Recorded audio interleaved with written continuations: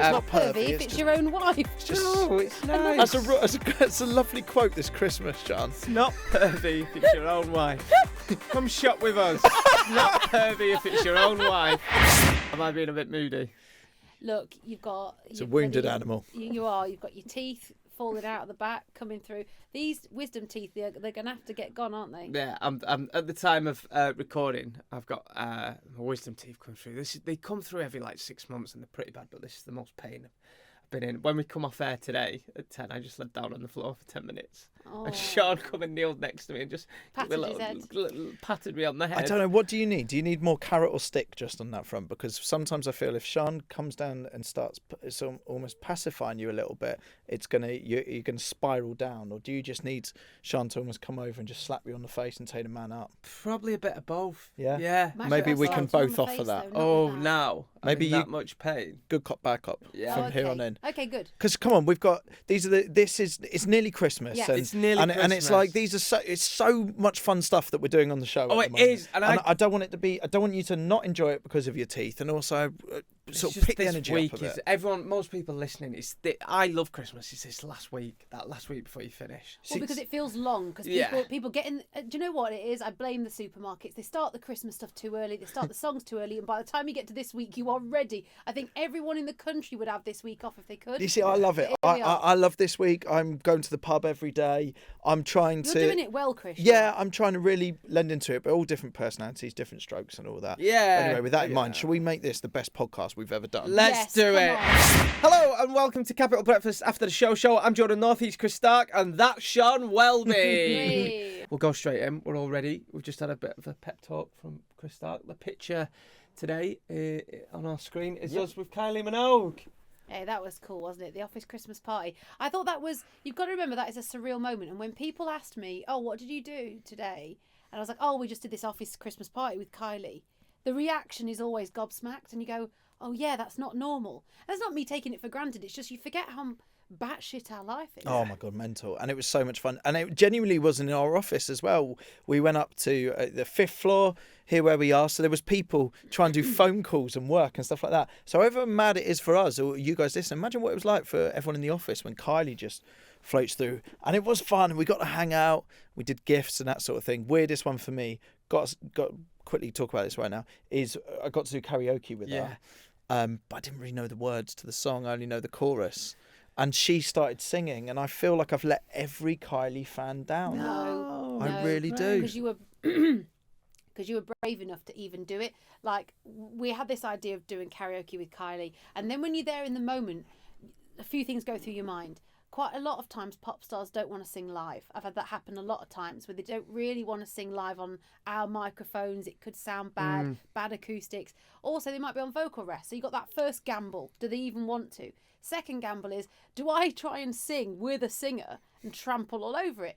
But Chris, you stepped up to the plate and you sort of said, do you know what? I'll do it. I've got a song I've always wanted to do. And you start singing that iconic Kylie and Jason song.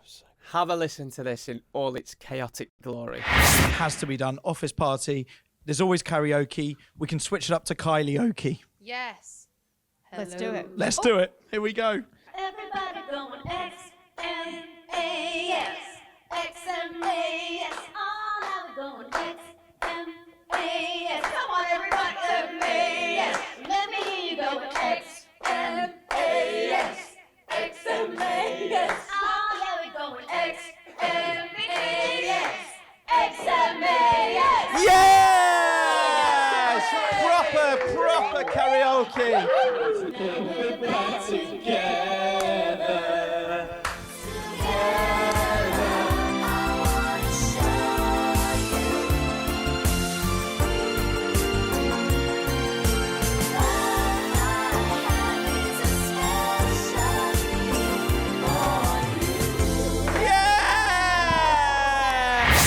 Now, it's one of them that where at the time you think this sounds great, but then when you listen back to it on the radio, tough listen. That's what I was going to say. You know when you go, no, but it was, and you know when you go do karaoke with your mates and that, it's wicked, isn't it? Because you've got it sounded at that moment. Honestly, when I was looking around the office, I thought, shit, I can sing. Like I'm really good at singing. And then you hear it back on the radio.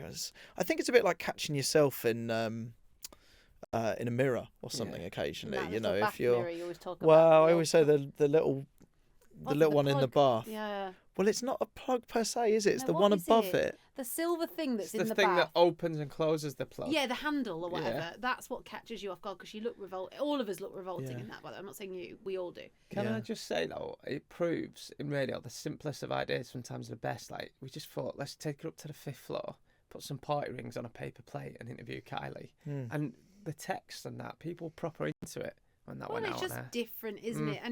And do you know what it is? I love this about artists. They're really up for doing stuff with us, and they trust us. And actually, you do get a better interview because they are relaxed. I think after a while, when you go a bit like junkets, when it's back to back, they must feel like they're treated like a sort of cattle. Do you know what I mean? Team vetoed the photocopier arse suggestion, Oh, which really? I think should have played personally. All I think 4 of our arses, like me, us 3 and Kylie, and then you had to work out. That would have been great on socials. Can you guess whose arse is ours? One of the team, I won't name them, told me that people don't do that at work Christmas parties anymore. It's deemed to be inappropriate. Oh, woke. Someone got fired Photocopying for wokeness. Yeah, your bum's all right, but anything other than that. Yeah, but even bum then, or tits.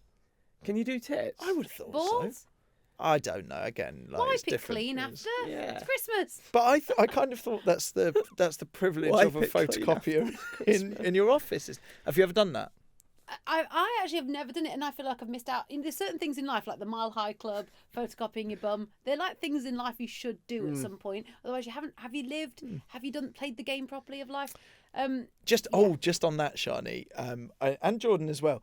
Have you ever made a calendar for your partner as a Christmas I present? did it for a girl at work once. Did A you? girl at Rock FM. Yeah. Like a fit one? Yeah. And I What? was Where doing you're sexy posing poses. like you're Yeah. Mr. Yeah. January, February? No, but great shout. Yeah. Funny. Yeah.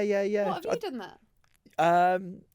I did once, but I'm nervous to see if the pictures would come out. There was me and 2 other lads, and we did a version of like sort of Hollyoaks hunks kind I'll of have a one. look. Yeah, and it was kind of Great. like washing cars and things like that. Speaking of which, of sexiness and stuff, you mentioned on air today at the time of recording that you're going, I didn't know this was a thing. This was brought to my attention, and like this is why I love you on the radio, because you've appealed to a member of our audience that I didn't know that you go festive lingerie shopping. Lingerie shopping. Yeah, you've never done this for No. a partner, have you? No. It's a kind of, I'm going to say it's a kind of male tradition that started a few years ago. I think it came from a Gavin Stacey episode I watched once. You know, where Smithy is buying lingerie for his girlfriend. Stacey's working in there, and she goes, "Is it? Do you want her boobs this way or this way? Yeah. like, you know, do you want to be a little more? What did she say? Yeah. A little more slutty or a little more like?" I saw that, and something really resonated with me. Anyway, since then, I hope I'm not breaking too many confidences, but most Christmases I try and buy a bit of lingerie for my wife, but you have to do it in person. And what's wonderful about this experience is when you go to a department store or wherever it is you go buy this lingerie, there's other blokes doing the same. It's why at Christmas do you gift some pants? I don't know. There's so many blokes texting in this morning going, "Oh yeah, I do that for my missus. Like I go and get some different lingerie every And Christmas." it's awkward, and it's actually a horrendous experience, but you sort of do it because of a tradition that feels a bit self-imposed. So I'm going after the podcast today with producer Cal to See, buy my wife I some can lingerie. already hear this as like.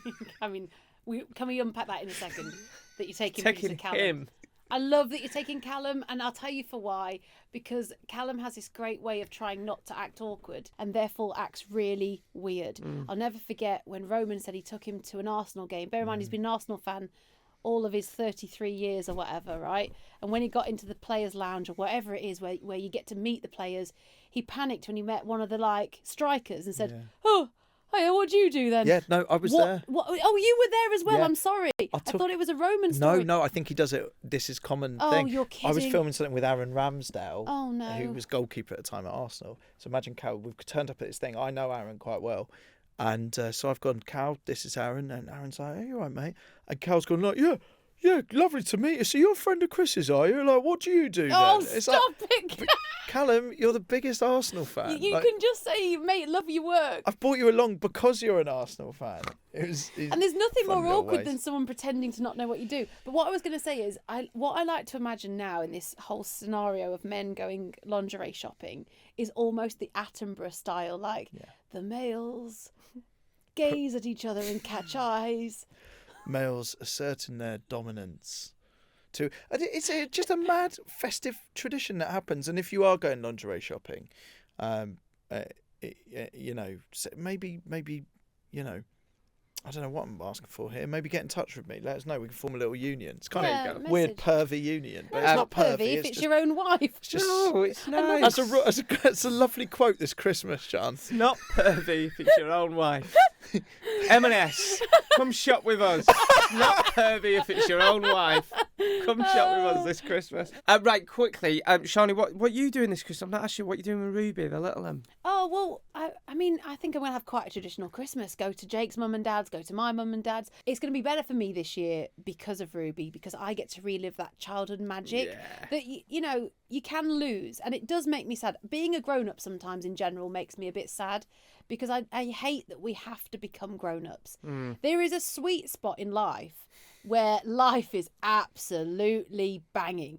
You know, when you think the primary school era is probably peak, do you know what I mean? From naught to primary school, secondary starts getting tricky, you start caring more about how you look and what people are saying. But they are golden years where you've got Santa Claus, you've got the Tooth Fairy, you've got all this amazing stuff. And do you remember the excitement you got Christmas Eve? Yeah, but they're the golden years so far, Sean. This is what you got to remember is, you know, I've said this a number of times. I reckon I'm going to peak in my mid-60s. I'd love Looks to peak wise then. and everything. I'm going to be one of those Silver storming fox. gilfs. Gilfs! You're going to skip DILF and go to GILF, are you? At the moment, Right, yes. okay. I feel like that's the trajectory that needs to be realistic at this point. But Hey, look, we've got a proper festive treat on the way for you next. Seriously, they say never meet your heroes. We met someone next who was just perfect when we had him on the show before we broke up for Christmas. We'll tell you all about it.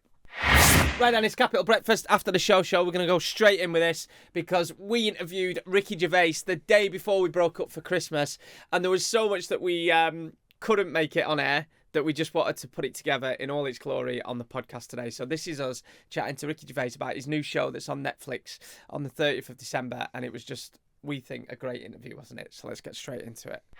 And joining the chat this morning is the king of British comedy, the man who gave us The Office, Extras, Derek, and Afterlife. Good morning, Ricky Gervais. Yes! Oh, thank you. What a lovely intro. Oh, look, we're gonna try and not fangirl you because I know you've met Chris and Sean before, but I've never actually interviewed you before. Big fan, so. Oh, thank you very much. Oh, thank you. Cheers. Are you feeling very festive in the run up to Christmas? Where are you? I am looking forward to it. I can't wait to sort of stop work. It's like, which is weird because I haven't had that sort of feeling for like 20 years. It didn't seem, do you know what I mean? But now with the tour and promo up to it, it does feel like I do want a few days off. Yeah, I can imagine. And I don't usually feel like that, actually. I'm getting old now, though. I really am looking forward to just slobbing around. Thank you very much. It's good though, you shouldn't feel guilty because that's my favourite thing to do is just, especially when you get home and just eat food and watch telly. It's Yeah, my it's favourite true. thing to do. I think eating food is up there, yeah. If I do my top 10 favourite things, eating food would be pretty much at the top. But Yeah. I would love to, because I know you I think we're quite similar in that way. We like to stay in and watch telly, but I'd kind of love to see you at like the opening of an envelope with loads of Love Islanders. I think you'd be brilliant. Ricky, please let me do it because I get invited to these all the time. I'd love to take you along to like some premiere that you. Oh, that would be...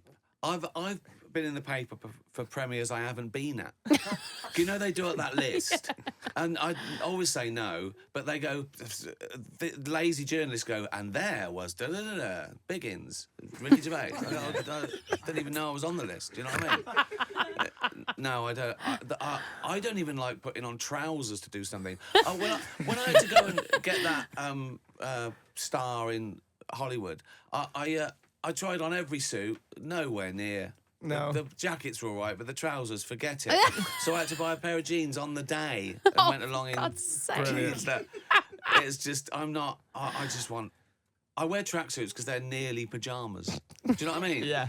I sort of go home, take off my towel and put pyjamas on. I know what you mean though, John, because it would be great to get sort of your take. So we'd almost be enjoying how much you hate being or something like that. Oh, honestly, I think me in Big Brother or something like that, or The Jungle, I don't think I'd last a couple of hours. I'd say the wrong thing. I'd be so grumpy. I just think, okay, all I can do now is make these people hate this more than me. So I just... And then I could be voted in, wouldn't I? Yeah, that's the problem. If I was winding everyone up... People would look, that's the irony of it. It'd be like a nightmare. It'd be like a nightmare. And do you know what? Just on some of your, just on past work as well, we've been talking a lot, because I went to a pantomime the other day, and your one in extras is phenomenal. Did you write the innuendos yourself for it? Yes. Yeah, and that I even it was that genie. But, It's the best line. I've been in that lamp so long. That was some of the most fun I ever. The genie, I really enjoyed doing that. Big camp. Mental. I remember thinking I can get this one even madder. This take is going to be even madder. It's the noise. We do it all the time.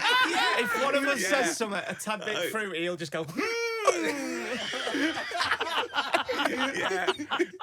Yeah, it did make me laugh, I must admit. I still see the odd clip pop up of that, and it sort of makes me laugh. So let's talk about your new Netflix stand-up. It's called Mortality. 30th of December, you can watch it. Yeah. And you're saying that basically this, I mean, I don't know how it possibly could be, but you're saying it is the most brutally honest one you've done yet, whereas I think they all are. Oof. I think this one seems more honest because it's more personal, I suppose, and I give more away, and I sort of, there's confessions in there about me and my state and all that.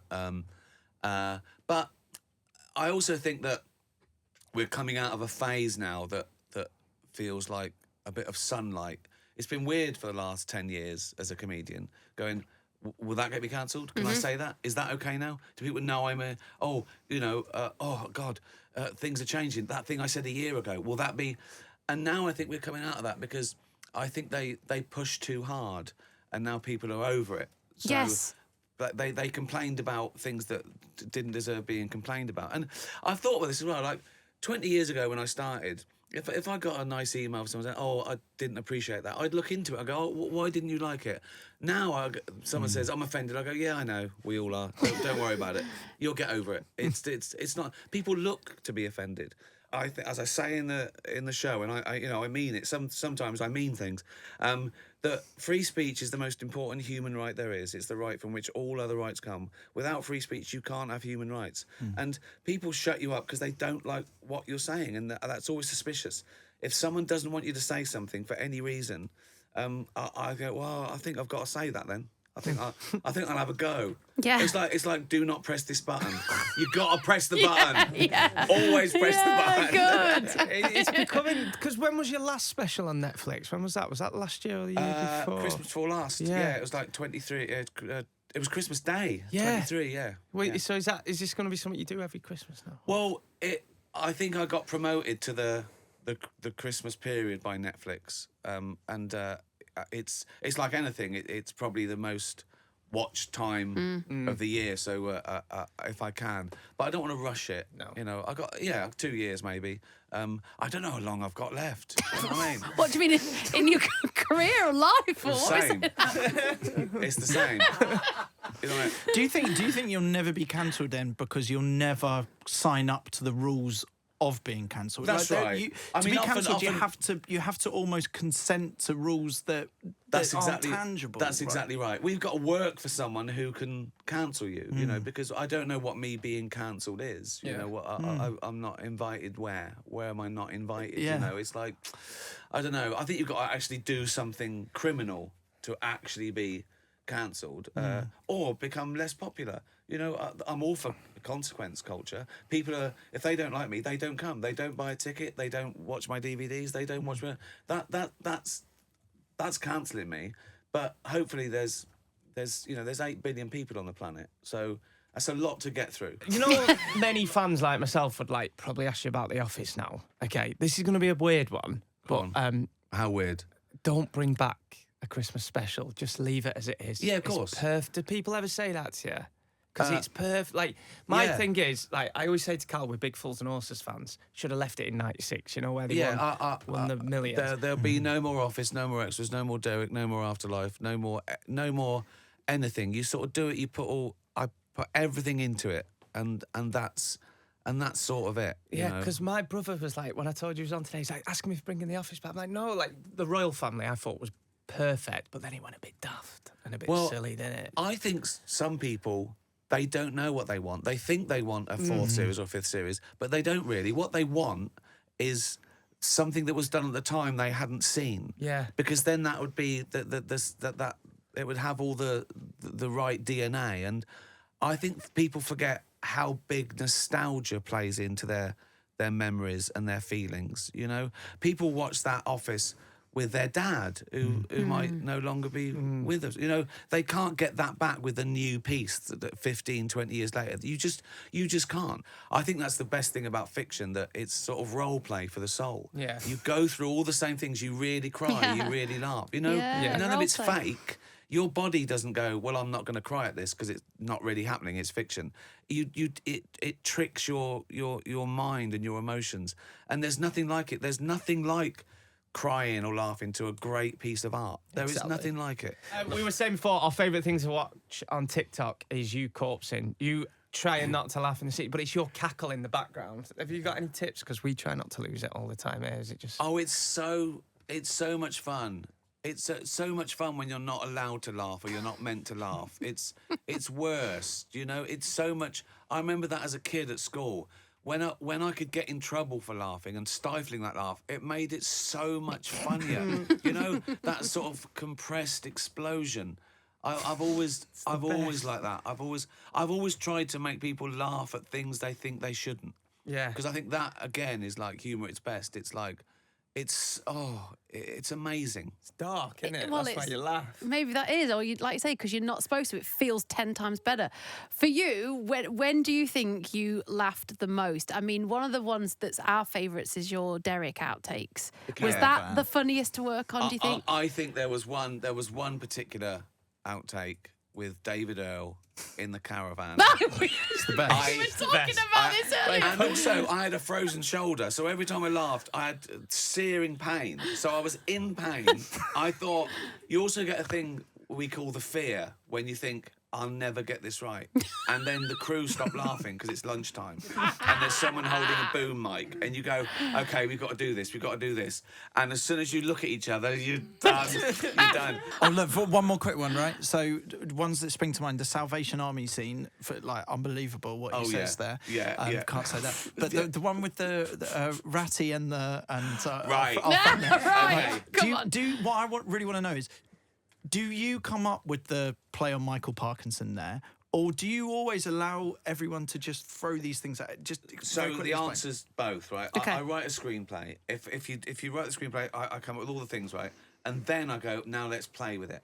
And Andrew Brooks, who played Ratty, he's a beast, right? I don't know if he comes prepared, or he's got that sort of brain, or he spent time in prison. But he comes up with the most deranged, depraved things ever.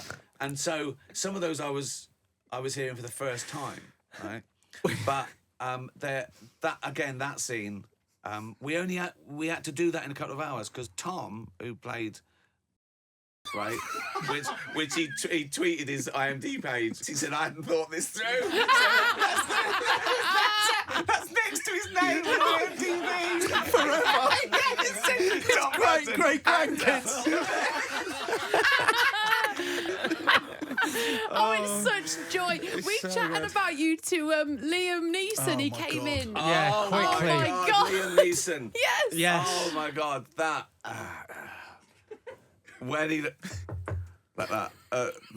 We're closed. I think it's got to be open room for us to do this role play. Yeah, that scene with him trying to do role play. Tring. We didn't realise, because we interviewed him recently with Pamela Anderson, he's quite dry in real life, isn't he? He is. Yeah, Yeah. listen to this. If we ever have to do something where we don't laugh, I always think of my old maths teacher, Mrs. Mallet. If she's listening. God. For some reason, it just stops me laughing. Do you have a way of doing it? I think of my dead mother. Don't Don't look what he's done. Oh my God, I'm so sorry. I don't think I feel that. That's not funny. No, it's not funny. Sorry. And he just said, I think I'm a dead mother. And then I had a sty on my eye at the time.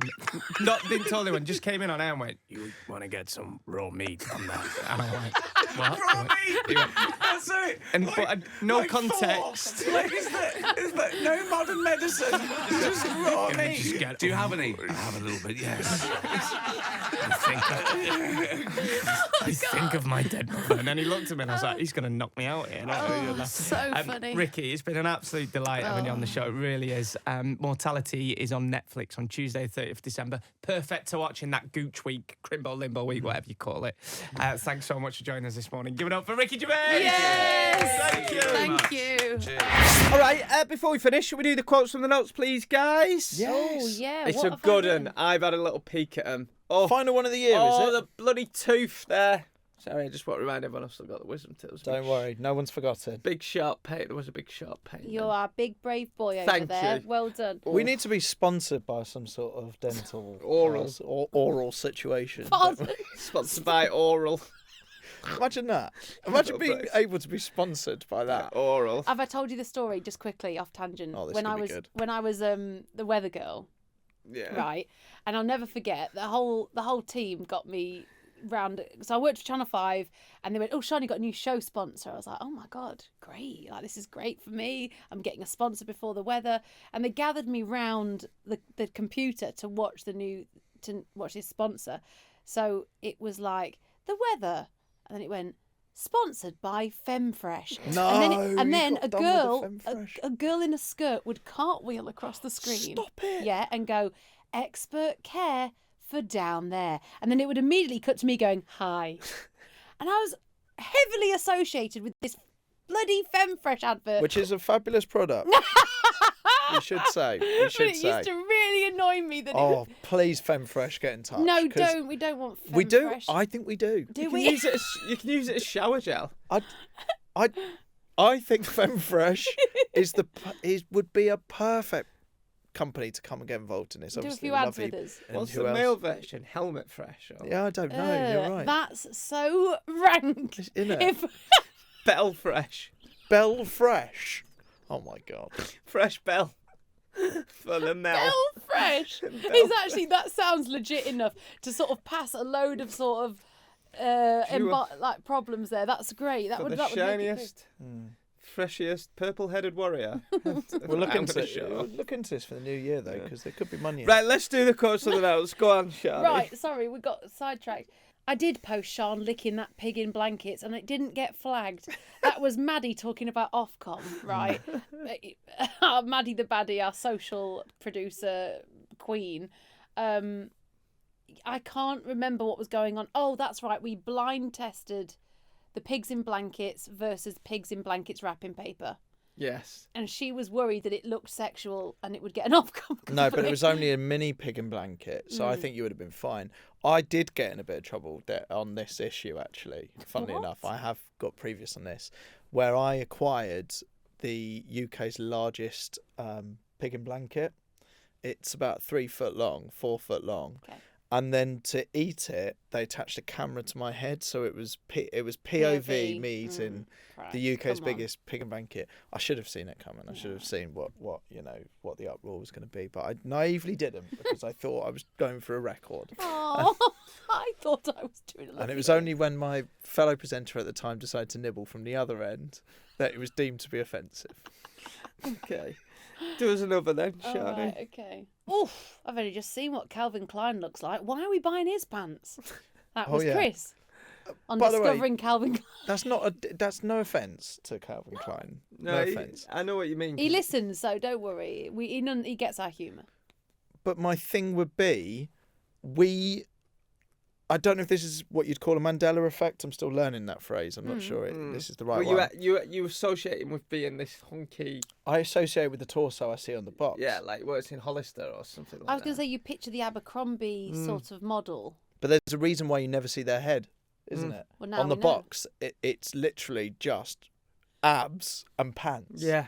So you buy the pants they've tricked us, in my opinion, into thinking. But if we're going to be truly honest about products and product placement and false advertising and all this sort of thing, which they're really hot on at the moment, I think it's only fair you put a full picture of Calvin Klein on the front of on the box. I'm just going to Google it because I actually didn't look. But I file need to this see. under, when you find out like a chef or a food that's named after what you think is a real person isn't a real person. I think that's the same. And we'll go down a wormhole on this. Not the Aunt Charlie Bessie, Bigham. Charlie Bigham. You don't know what's going on anymore. Calvin Klein, the person. I just want to see for my own. By the way, a fabulous Oh, looking older listen, gentleman. Yeah, no, I'm very dashing man, but I do hear you. Oh, do you want to see a young Calvin Klein? Go on. Quite suave. Have you seen Wait. Calvin Klein's other half? No. Is this a Oh, joke? No. is he quite young? Yeah. That guy. Yeah. Oh, right. Like, Maybe there's a story behind him, right? I wonder if he was quite a dashing bloke. well, the back in the day. the boxers were before Calvin Klein. Everyone just wore white Y fronts. What, he invented the Pretty boxer much. short? He marketed them. That's And clever. like before him, it was just white Y fronts because nobody really seen men's underwear. Men's underwear weren't designed until him, and he started designing them.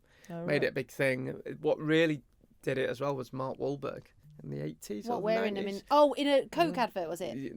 No, he just did. He marketed it, and Mark Oh. Wahlberg was like before he was Mark Wahlberg.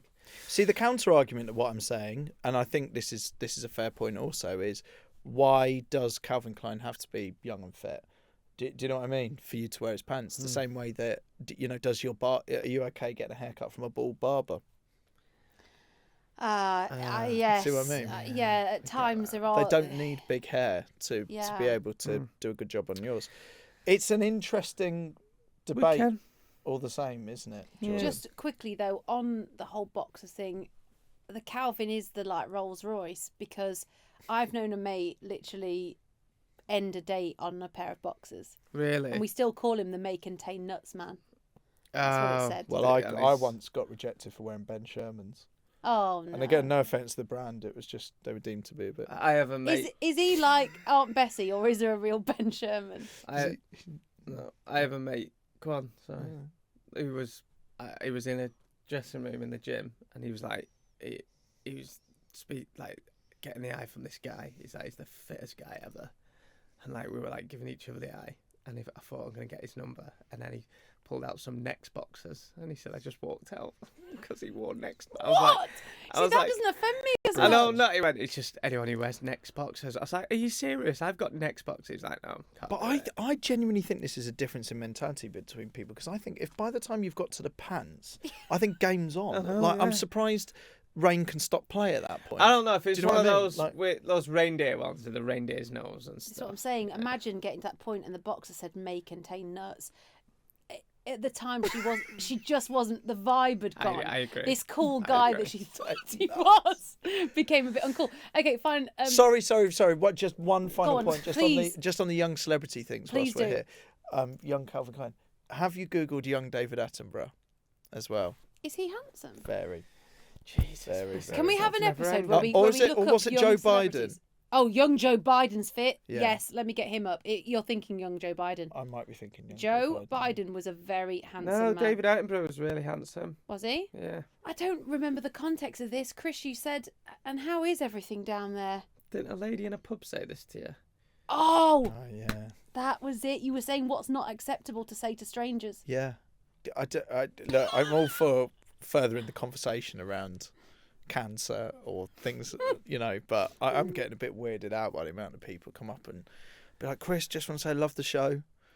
How is everything down there? I mean, Like a how are you meant to answer? Yeah, all good. Yeah, fine. I think it's just very odd to be in a situation where your testicles are the subject of conversation. But I suppose you reap what you sow. That's us done for today and for the year. On that note, thanks so much for listening to this podcast throughout 2025, and have a great Christmas. Bye. Merry Christmas. Merry Christmas.